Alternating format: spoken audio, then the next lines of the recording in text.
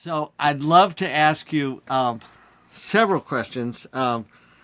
First, is there a story of life change through, you have this incredible in-person ministry, but you were one of the pioneers in going digital and having a huge online following. Was there anything early on that caused you to say, this is working? This is gonna. I mean, this is like, Paul writing his letters and sending them out, but it's the technology of this day that the gospel is changing lives. Well, like yourself, my family and I followed the ministry before we were a part of it, and we used to watch from our home. And there was a season that we were going through where we decided to make Elevation our church home before we actually came on staff here. And at the time, we were doing just kind of what everybody else was doing in the sense of as a church, they were just streaming the whole service, and it's kind of like if people want to watch it, fine. If they don't, whatever. But we found ourselves asking a lot, like, man, we wish we could be more a part of this church. We lived in Pittsburgh at the time, and we heard so much of what the church was about, right? Our pastor would talk about e-groups and about volunteering, and there wasn't really opportunities for us to do that from Pittsburgh, and we just found ourselves feeling like, man, I just wish that we could be more a part. We were giving, we were tithing because we considered it our church, and that was easy because even then, 12, 13 years ago, that was a thing, not as big as it is today, um, but there wasn't much more than that. Fast forward about 3 or 4 years from that point, my wife and I came on staff here, and through a series of events, were asked to help start what would then become our online ministry. And we just thought, I'm going to do all the things that I wanted to do. Like I wanted to be a part. I know what it's like to be on the other side of this screen. I know what it's like to want to be more a part of a ministry that I so connect with, that I resonate with, even though it might not be around the corner. There may not be a building that I can go to. So we just started to experiment with, well, we talk so much about e-groups or small groups or whatever you would call them. Let's see if people would be interested in joining e-groups.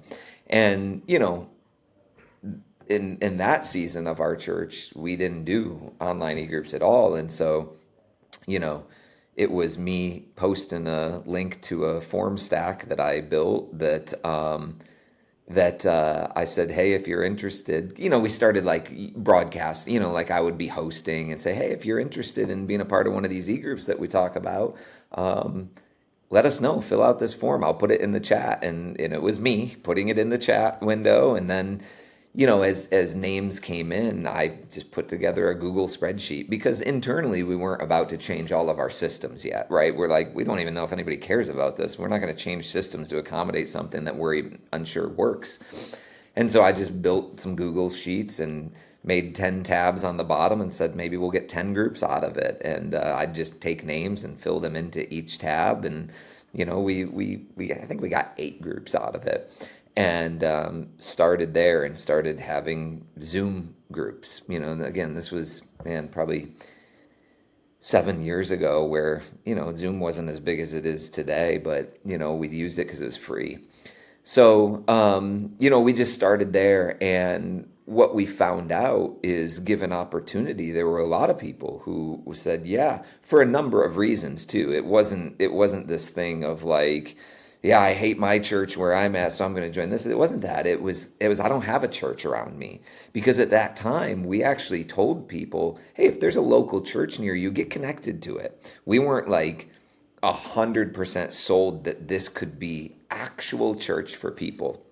And um, and so that was kind of my challenge, right? Like, how do we create this in a way that gives our pastor confidence, that gives us all confidence that this is actually a viable way to do church for people? But we would still push people to a local, if there's something local around you, please do that.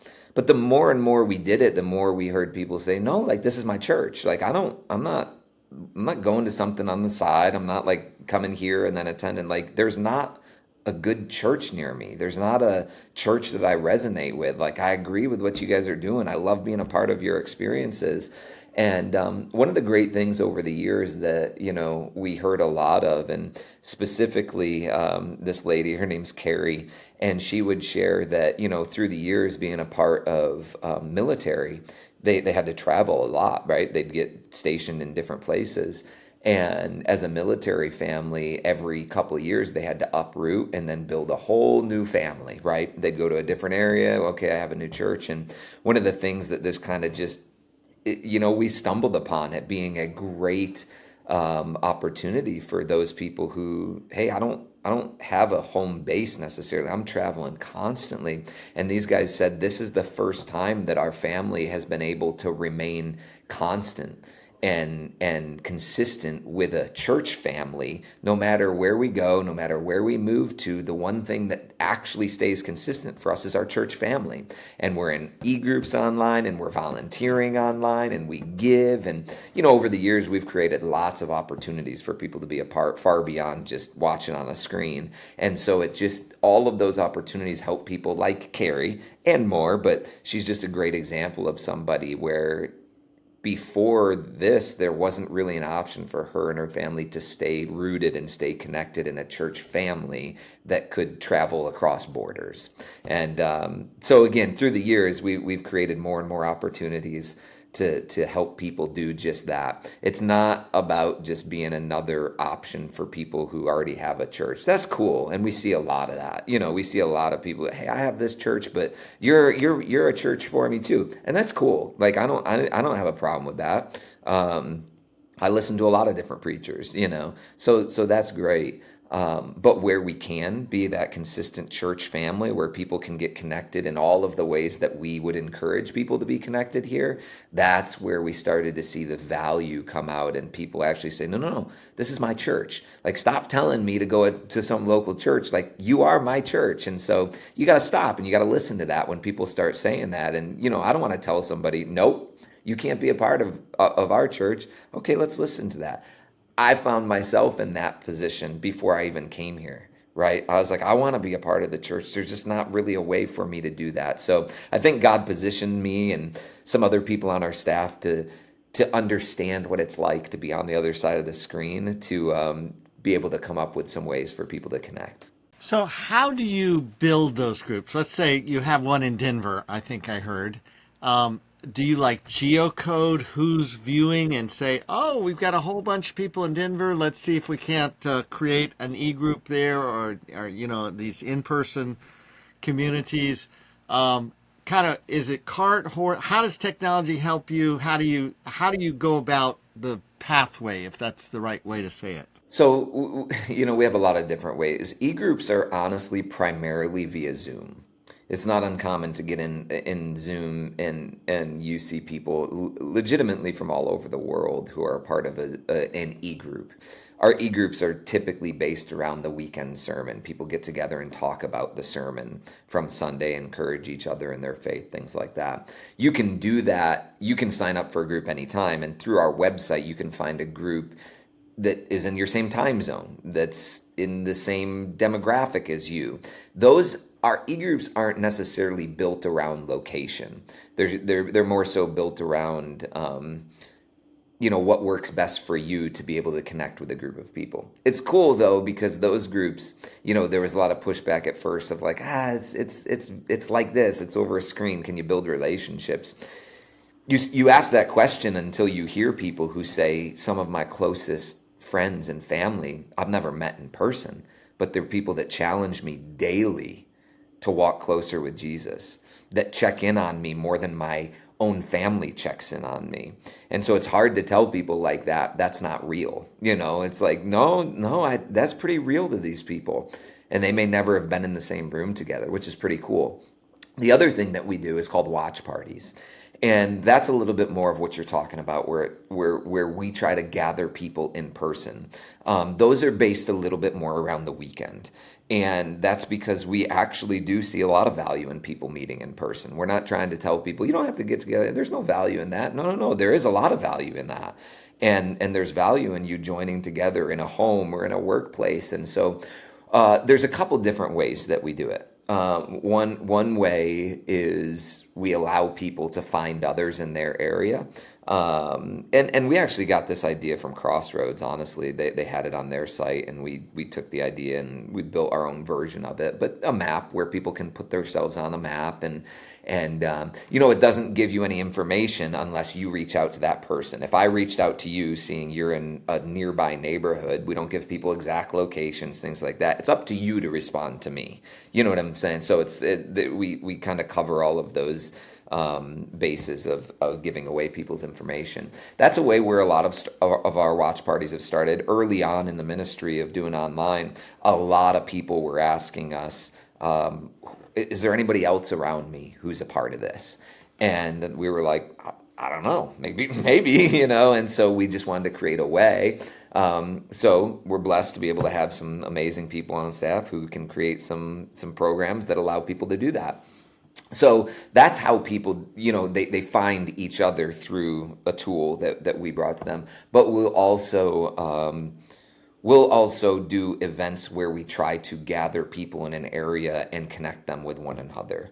Again, it gets into a lot of different opportunities that we've created over the years. So it's not something that started early on by any means, but we'll go into different areas. And because we know information from people just over the years, whether it be through giving or them being a part of groups or them being a part of volunteering, we know their location. They've shared it with us. And so we're able to go into an area and gather all of those people. And typically the best way that we've found to do that is through an outreach event. Outreach is pretty important to us here at the church. And so we found that outreach is a little bit less intimidating for somebody to come and meet somebody else. It's a little less weird than you saying, "Hey, come on over to my house. I've never met you." And you're like, "Well, I'm not sure. I don't know you. I don't know what your house is like. You don't know me. You don't know what I'm like. And you're inviting me to your house." I get it. It can be weird. And so we're like, well, what's less weird, right? It's like, well, hey, do you want to come and serve at a local outreach partner with us in the Washington, D.C. area? We're just going to pack meals together. And here's where these meals are going to go. But this is a partner in Washington, D.C. that we partner with throughout the year. And you can just come and serve together, meet a bunch of people. And that's a way that we've found a lot of people have connected with one another to kind of feel it out. Oh, okay, yeah, you're not weird. You're cool. Like, this is good. Hey, come to my house. I gather a bunch of people and we watch the experience together on a Sunday. And then through that, again, just start building some community. They might have their own e-group in person like that. But again, a lot of different ways where we're just trying to create opportunities for people to connect with one another, whether it be via online or not, kind of doesn't really matter. It's more so just let's stay connected to one another in the church. That is awesome. You're also pioneering financially in that you are, at least as Nathan Art told me, that you're seeing more income giving from people who identify as not being able to attend one of your physical campuses than from your physical campuses. And that is astounding. And it also, in a way, forecasts that other churches could do internet or online digital ministry and make it self-supporting. What are you learning about the finances? Yeah, it's not quite what that guy said. It's close. It's gone up and down. COVID helped with that a lot, right? Like we became a church for a lot of people in that season, and I understand that. And and as churches have opened back up, we're well past that. But we've seen that go up and down a little bit. It's certainly more than any single campus, and it's close to half of the income, right, for us. And it's astounding. It really is. It's hard to wrap our brains around. At first, we couldn't. We weren't even sure that it was real, right? It's like early on we were saying, well, they're just like checking the online button because they're giving online. They must still be attending a local campus, but they're giving online, so they're clicking the online button instead of selecting their campus. Part of my role, honestly, was to legitimize the idea of what this even was, right? And so we were able to work with PushPay and gather zip codes from people and able to map out where, for real though, where are these people? And so what we would do is we felt comfortable saying if we put these on a map, anything outside of 100 miles from a physical location, we'll consider that like for real. Now, that's pretty conservative because it's like how many people are driving 100 miles to a campus, right? So, but again, for us, we like to be very conservative when it comes to numbers. We don't like to blow smoke. We're not trying to make it look bigger, better than it is. We just want to, it's got to be realistic. Let's just be real about where we're at. And so, yeah, we've seen a lot of people be a part of this thing. What's interesting with our online ministry is a little bit different, I think, than others um, because of the church that we have and the position that God has placed us. I certainly wouldn't undervalue our leaders and the gift that God has given us in elevation worship and Pastor Stephen and Holly. Um, that's a huge deal, right? Like that's a big part of what people connect with.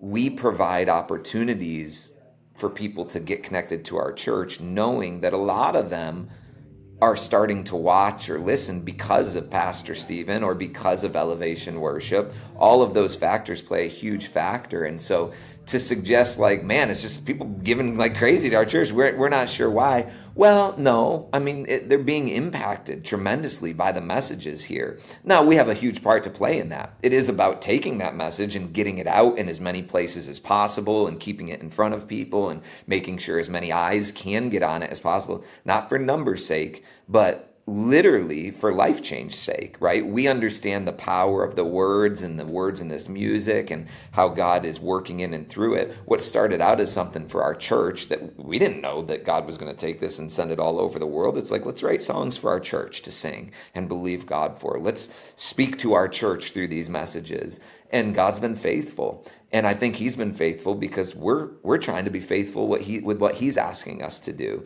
And one of the things we just had a all staff meeting actually yesterday, and our pastor was sharing with us, and one of the things that he said somebody was asking me recently, like, what's the secret to elevation, like how like what's the give us like what are you guys doing, and he said something awesome. I took down a note and I'm like, I got to use that all the time. And so he said, it's not the brilliance of elevation, it's just the obedience. It's just saying yes. It's saying yes to what God sets in front of us and going after it with everything that we have. Now that's cool though, because we have a pastor who early on was an early adopter, right? He was pushing us to, hey, do this. Hey, I think we need to be on YouTube and all of these things. And I understand that not every church has that. And some people are struggling to even make it a viable option with their leadership. And I understand that, but I don't want to overstate our role in what God has done through our church. And so when you're saying like, man, it's crazy that people are giving like out of this world to the ministry, I think you're right. I think it is crazy. And I think that we're trying to say like, wow, God, like this is crazy. How do we steward these people well so that you'll keep entrusting them to us? And that's really what it's about to us. So we understand people are finding out about our church because of Pastor Stephen or because Elevation Worship or because Pastor Holly. One of those areas is typically the main inroad. I hear from so many people, oh, I saw Pastor on TBN, or I saw him on TV and I stopped for a second, or I saw a clip on social media, I stopped for a second, I did a little bit of research. Our job has been creating that funnel really, really wide at the top and then trying to connect with those people in a way that maybe they're not being connected with anywhere else. And I think all of those systems playing together really make the difference, right? We hear from so many people that say, and again, we're not trying to do this. We're not trying to like outshine somebody else that somebody's been involved in. We're trying to steward. And so many people that come to us will say, hey, when I gave, you guys reached out. You guys called me. You guys said thank you. You know how many people I've given? You know how many nonprofits I've given to, or I've been given to my church for, 15 years and I've never once heard a thank you. I've never once. And again, our goal is not to outshine some other church or anything like that. It's really not. Our goal is simply to steward who God is sending our way. But it becomes shocking a little bit. I'm like, oh man, there's a lot being left on the table with churches right now that I think a simple follow up, a simple just email out, a simple phone call. It's funny, people ask us a lot of times, like, how do you follow up with all of these people like that are showing up? How do you connect with all of them? Like, that's crazy. Like, what program are you using to do it? And it's funny because it's like there's not a program. It's like picking up the phone and calling people. Like, it's actually like doing ministry. I don't hit a button after the weekend is over and all of a sudden it sends out these messages that somehow connect with people.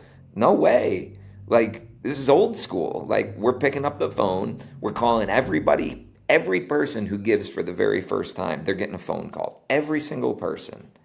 Every single person is getting that phone call, and then we're following up with them throughout the year. We're not perfect at it. I'm not saying we've got all of the systems dialed, but when you're like, how is this happening? How are you getting so many people? Well, I think it's certainly God. I think it's the gifts that God is using through our pastors and through worship. But then I also think, what I always just encourage our teams is to be faithful stewards of what it is that God's sending our way. And if we are, he'll continue. He'll continue to feed where people are being stewarded well. He cares about his people. And so we're just trying to do that. We don't get it right all the time. I would never say like we got all the systems dialed or anything like that. Some of the things I'm even saying might be like, well, I didn't get a phone call and I gave for the first time. Maybe. I don't want, but that's our goal. That's what we try to do. So I hope that answers a little bit of what you were asking.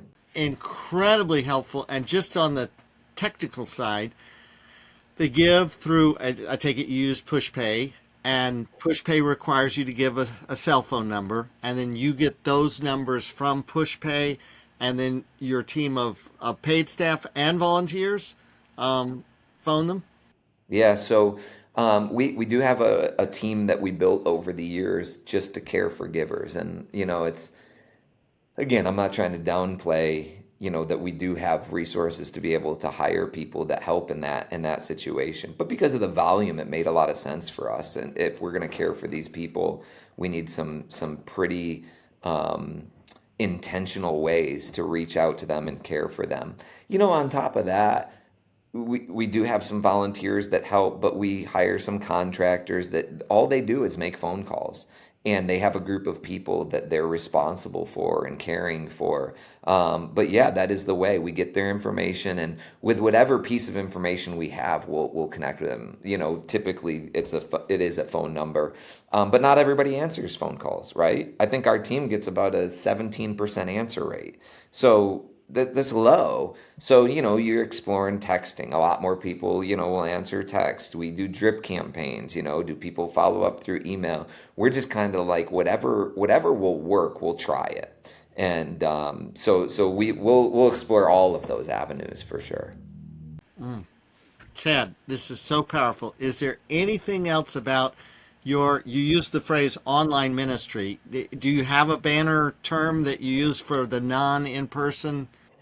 We do call it online ministry. It's funny though, but that years ago, one of the things that a lot of people ask is like, hey, what should, if we're starting an online ministry, certainly during COVID, so many churches reached out and we were meeting with a lot of them and, how do you do it? And what should we be doing? And one of the things that, I would always encourage people is please don't just do what we do. I mean, like, please don't. Like, it's what we do because it's what's important to us. So we encourage people to give, we encourage people to be in e-groups, we encourage people to volunteer, and we encourage people to invite other people. And those are four things that are very, very important to us. So we focus a lot on them. We've built our whole online ministry around those four things.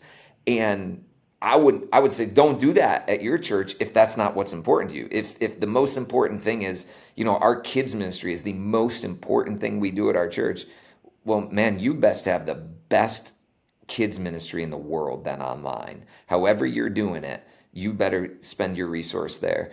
But the one thing that I did encourage a lot of people to do is really create an identity for your online family. Our pastor did that brilliantly pretty early on. And it was kind of random. He was on a live Facebook stream and he said, you know what? He was with his son and they were chatting and he said, you know, we're going to call everybody who's watching online our EFAM. It stands for Extended Family. And we kind of just latched onto that a lot. Because when I heard it, I thought, well, that's an identity.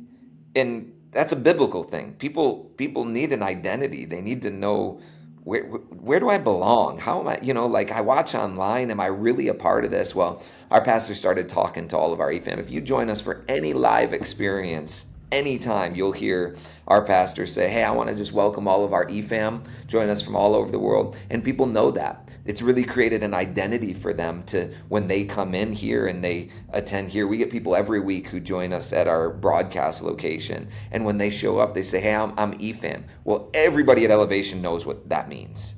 I know that you don't attend one of our physical locations, you join us online. And that's powerful because all of our campuses can say, oh, I'm a part of Matthews, I'm a part of Lake Norman. If somebody, you meet somebody else, that's one of the first things people ask you. Oh, you're a part of Elevation. Do you attend a campus? Yeah, I attend Matthews. Well, that's not really the case anymore. It's, hey, oh, cool, you're a part of Elevation. Yeah, I'm EFAM. Oh, I know exactly what that means. There's a lot of power in that. It's identity. It's letting your people know, like, hey, that matters. Like, we see you. We understand that you're there. And we're talking right to you. Cool thing is that our pastor talks to way more people who aren't in a building every weekend than are. And so it's just really enabled us in a lot of different ways to reorient a lot of our systems, a lot of the way that we do ministry to incorporate this thing that God sent our way that, kind of positioned us in the time that we didn't plan for it.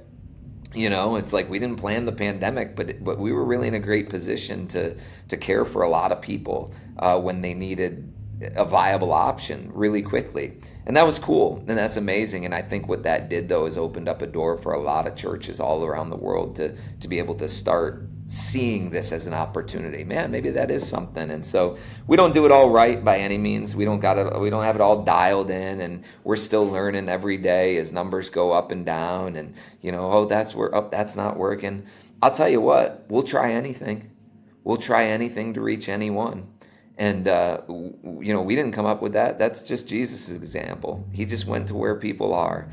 And so we're trying to use resources that we're not spending money on, which is also pretty cool. Like, if you're not utilizing resources that these companies themselves are spending billions of dollars so that people can connect with each other and show their videos, and the billions of dollars that YouTube spends literally so that you as a church can reach more people is pretty awesome.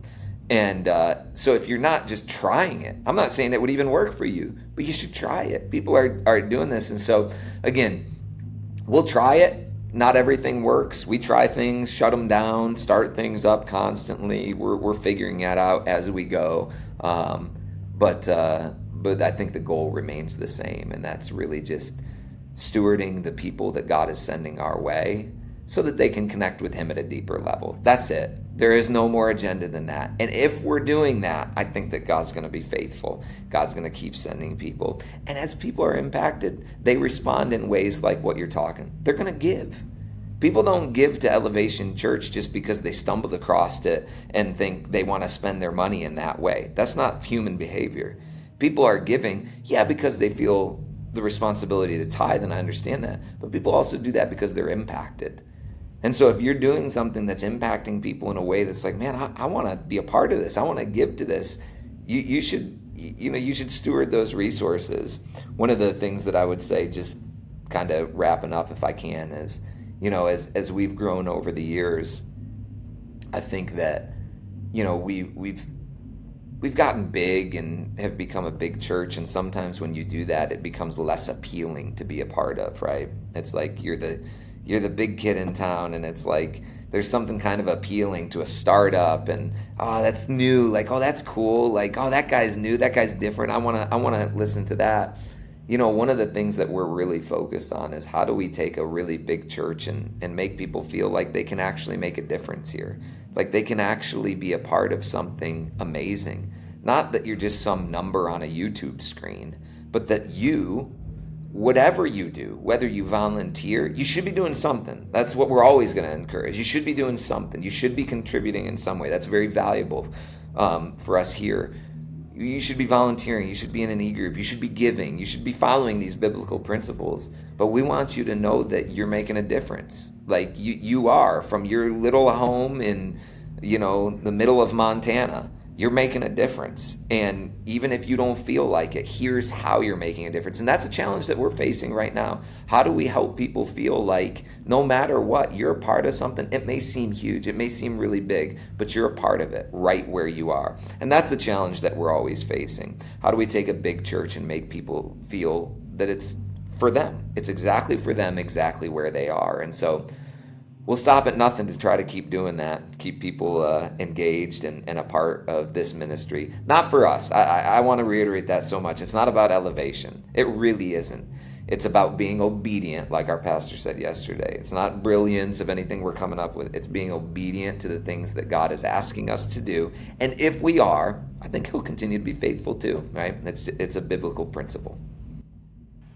Awesome. This was gold. Chad, thank you so